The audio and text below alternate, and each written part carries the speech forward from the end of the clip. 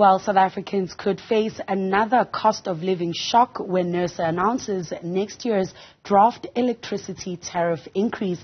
And to help unpack what alternative energy solutions are available for South Africans who are currently going to bed in the dark and waking up in the dark, I'm joined by Dom Wills, who is Solar Group CEO. Dom, thank you so much for your time this afternoon. Let's start here, Dom. What do the possible electricity tariff hikes mean for consumers, and how do alternative energy solutions players like yourselves help to solve that problem? Yes, good afternoon.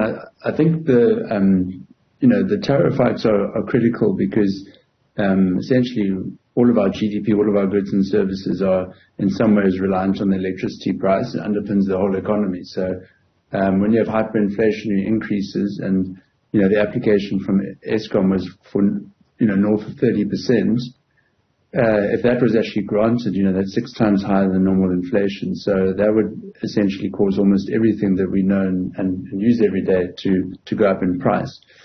So we obviously need a competing service. We need a competing product that is lower cost. And alternative energy solutions that are cost effective and low carbon are obviously at an all-time high in terms of attractiveness. And the faster we can get those onto the grid, and the faster we can get everybody with the alternative supply of electricity, the better that'll be for everybody, and the lower our electricity costs will be. And now, talking of the need for competition in the industry to kind of lower those prices, where are we in terms of aggressively implementing alternative energy solutions such as solar in South Africa? Yeah, so there's probably 3 or 4 major areas that we should look at in terms of that. The president outlined more aggressive strategy from the government side. And there's 2 aspects to what the government has basically done. One is they would like to procure on a large scale lots of wind and solar farms, and they've been doing that through the REEF program, which continues on its path to basically buy more electricity to put on the grid. And those wind and solar farms will continue to basically keep being built in line with that procurement program. But what is very interesting was a bit of legislation that they put in place that allows private energy companies to sell electricity to private companies directly, and there's no limit to how big you can do that. You can do that on an enormous scale if you want to. So on one side it's a bit of policy, on the other side it's a little bit of actual procurement. And then there's work that everybody can do. Everybody that's got a biggish roof can essentially put solar on top of that. And so that's sort of called the embedded market, which is projects that are basically embedded into communities, and that's moving at a really big scale as well. There really is a lot of work going on in that area, and so it's a combination of a whole bunch of different things. But you can imagine, from an industry perspective, of being coal for kind of 95 years, and then suddenly, within a period of sort of 5 or 10 years, everything is changing so much to be a distributed kind of a network, which is where we're heading. That there's lots of regulation and so on, and red tape that needs to be unbundled. So there are a few things that are kind of standing in the way, but generally speaking, the policy is actually there. It's just a case of execution and implementation now.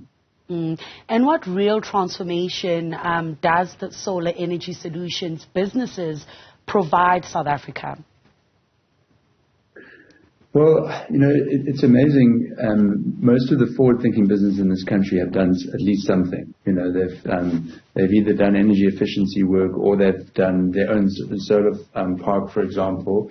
We built a project right next to the Heineken brewery, which is feeding electricity directly into that brewery. In fact, during the middle of the day, that whole brewery is entirely powered by the sun, basically. So it's happening, and many companies have very similar stories to tell.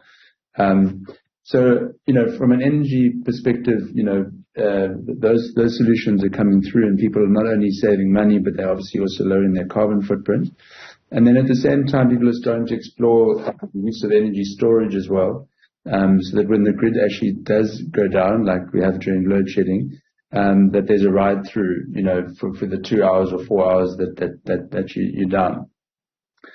But it's a tip of the iceberg. There's still a lot more electricity that still needs to be generated, and hence why the points I made earlier was that we're now in a phase where execution is key, and speed. It's all about speed right now, and how fast we can get more and more electricity onto the grid.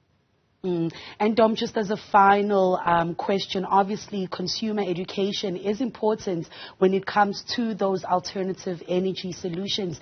But who exactly is responsible for educating the public on those alternative energy solutions? I think that's a good question. It's not coordinated at the moment. There are industry bodies that are funded basically by all the companies that are involved in the sector, and it really is, I suppose, their responsibility at the end of the day. But it's a complicated matter, and it requires decent budgets, to get that work done.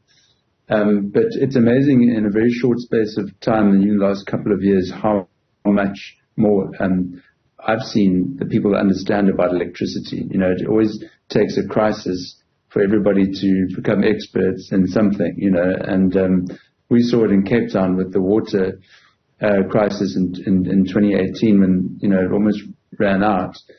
And everybody suddenly knew how many liters of water, for example, one toilet flush was. Well, the same thing's happening in electricity. Everyone knows what a kilowatt hour is. They know what it costs. They're starting to get a good idea of what they're spending on electricity, or what part of their budget that is, not just a bill that just keeps going. So, generally speaking, it's improving, but certainly, more formal education on radio stations and television would definitely help. It would help, and it would help the market to move forward as well, in a meaningful way. Thank you so much for your insights this afternoon, Dom. And of course, that was Dom Wills, who is the Chief Executive Officer at Solar Group. Thembekile, I will be back a little later this afternoon once Nersa has made that announcement on its decision. And I think till then, we wait with bated breath.